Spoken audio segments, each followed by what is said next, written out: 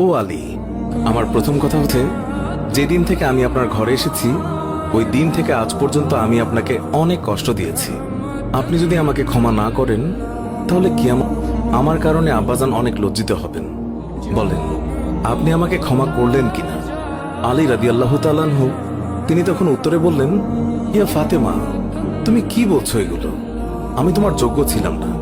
তোমার আব্বাজান দয়া করে মেহেরবানি করে তোমার হাত আমাকে দিয়েছেন। বিয়ের দিন থেকে আজ পর্যন্ত আমি আলী তোমাকে ঠিকমতো দুবেলা খাবার খাওয়াতে পারিনি। ও ফাতিমা, তুমিই বলো, আমাকে ক্ষমা করেছো কিনা? তুমি যদি ক্ষমা না করো তাহলে আমাকেও কিয়ামতের দিন কঠিন শাস্তি ভোগ করতে হবে। ও আলী, আপনার সাথে আমার দ্বিতীয় কথা হলো, আমি মারা যাওয়ার পর আপনি বিয়ে করে নেবেন দুনিয়ার যে কোনো মহিলাকে আপনার পছন্দ মতো। আমি আপনাকে অনুমতি দিলাম। আর আমার বাচ্চা দুইটিকে সপ্তাহে একদিন আপনার কোলে নিয়ে ঘুমাবেন আপনার সাথে।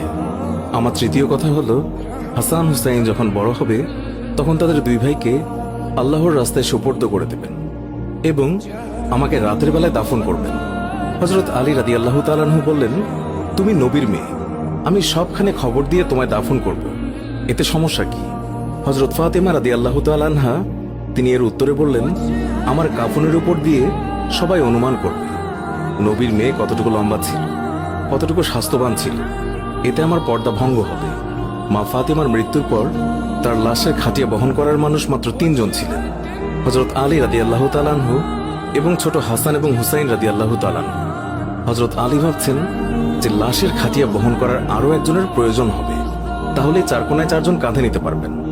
এমন সময় হযরত আবু যর গিফারী রাদিয়াল্লাহু তাআলা আনহু তিনি হঠাৎ করেই উপস্থিত হলেন এবং খাটিয়ার কোণা বহন করলেন। হযরত আলী প্রশ্ন করলেন, হে আবু যর, আমি তো কাউকেই বলিনি, তাহলে আপনি জানলেন কিভাবে?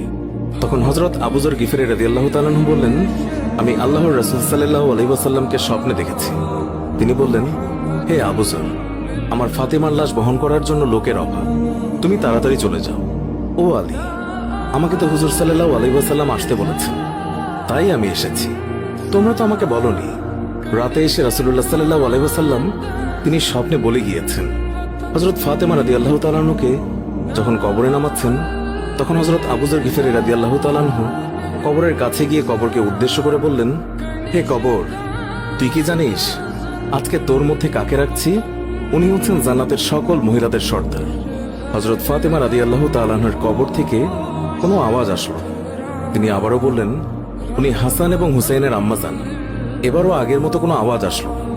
তিনি আবার পুনরায় বললেন, উনি হচ্ছেন হযরত আলী রাদিয়াল্লাহু তাআলা আনহুর স্ত্রী। তারপরও কবর থেকে কোনো আওয়াজ আসলো না। তিনি আবার বললেন, এটি দুজাহানের বাদশার মেয়ে, খবরদার বেয়াদবি করবি না। আল্লাহ তাআলা তখন কবরের জবান খুলে দিলেন। কবর বলল, আমি অন্ধকার ঘর, আমি সাপ বিচ্ছুর ঘর, আমি এমন একটি ঘর যার মধ্যে কোনো বংশ পরিচয় কাজ হয় না। আমি দুজাহানের বাদশার মেয়েকে চিনি না, আমি হযরত আলীর স্ত্রীকে চিনি না, হাসান হুসাইনের আম্মাকেও চিনি না, আমি জান্নাতের মহিলাদের সর্দারনিকেও চিনি না। আমি শুধু চিনি ঈমান এবং আমল। আমার মধ্যে যদি কেউ ভালো আমল নিয়ে আসে তাকে আমি কবরে জান্নাতের বিছানা বিছিয়ে দেব, আর যদি কেউ খারাপ আমল নিয়ে আসে তাকে আমি কবরের 2 দিক থেকে এমন জোরে চাপ দেব যে হাড় মাংস মাটি সব একত্রে মিশিয়ে যাবে। আল্লাহু আকবার।